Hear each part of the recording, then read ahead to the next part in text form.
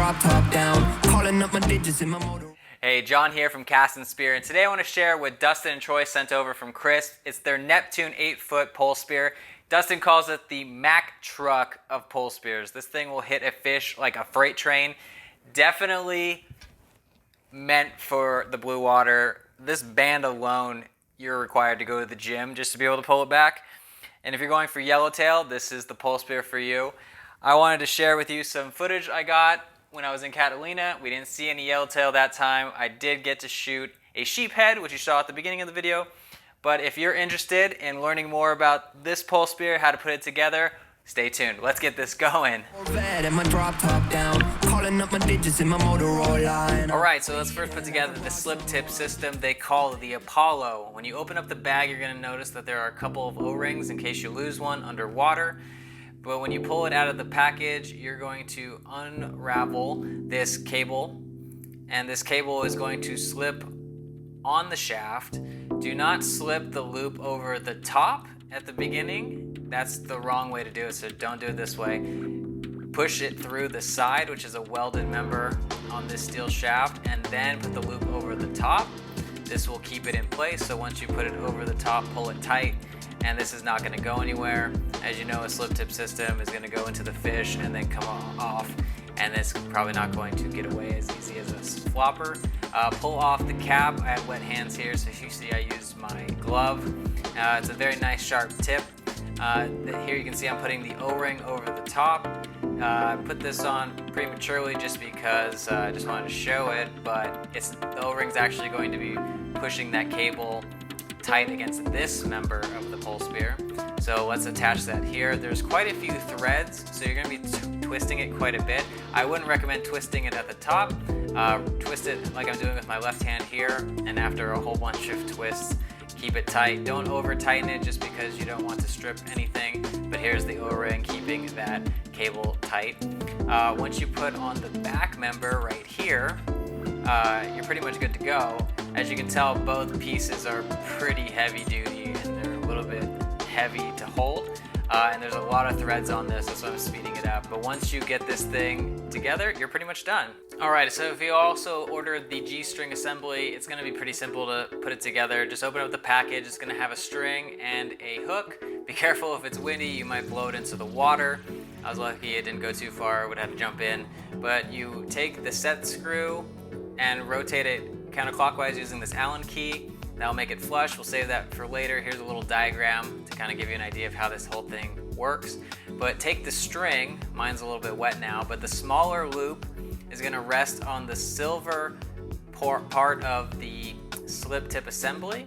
And as you can tell here, I'm going to put it over everything. What I didn't show is that I slipped the O-ring up so that I can get the small slip knot to rest right there, and then you put the O-ring over the top, and you're pretty much set for that piece. Now take your hook, and this is a little bit challenging, so you're going to want to kind of wedge it, and it's a pretty thick band, so it's going to take a little bit of muscle, but eventually you're going to have your set screw clear. So you take back that Allen key and twist it clockwise and set it there. It'll keep it in its position pretty much forever. Alright, let's get on our gloves, let's get on our fins, and dive in. We've put this thing together long enough. Let's go put it to work. As you can tell, here in Catalina, the water is typically really pretty and very clear. This was a phenomenal day. The water was warm, the fish were plentiful. Nothing super big, but at least it was just, the scenery was unreal. And I just love heading out into Catalina and just going around the island looking for good things to hopefully turn into dinner. Here's my buddy James. It's always good to go with a dive buddy. I've had some experiences where some of my friends have gotten close or have shallow water blacked out, and it's scary, not just for the person blacking out, but for your partner. So never dive alone, always remember to stay safe. Here I started seeing a couple sheephead down below, and I wanted to take a stab at it. Holding my breath. Still not the best free diver. You know, I can get comfortable between 45, 55 feet. Here I grazed this sheephead, and it was unfortunate that I missed. But round 2. Let's go back and see if we can hit another one. Usually the viz is this good, you can see it from the top, and then you just basically have to keep pretty calm and kind of stalk them. Sheephead are pretty easy fish. They don't do anything super crazy, but even this one, for whatever reason, I was just a hair off, either a little bit too high or a little bit to the side. Here, my hand, you can see I'm holding it a little bit awkwardly. My hand was just kind of hurting over multiple dives for the day. This band, you know, it takes some strength, some grip strength, so I'm definitely gonna work on that. And even this one, got a little too premature, didn't let the fish turn broadside, and whiffed it. I knew that was a bad shot when I took it.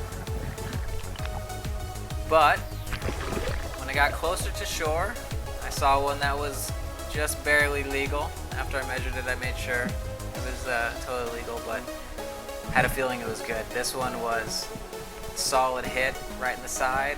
The slip tip is nice. I have a flopper, and sometimes, unfortunately, when you do it with a flopper, you know, your fish can get ripped out. If they're a big fish especially, they can rip off, and that's not good, because then you have to go track it, and hopefully it didn't go too far away or hide from you.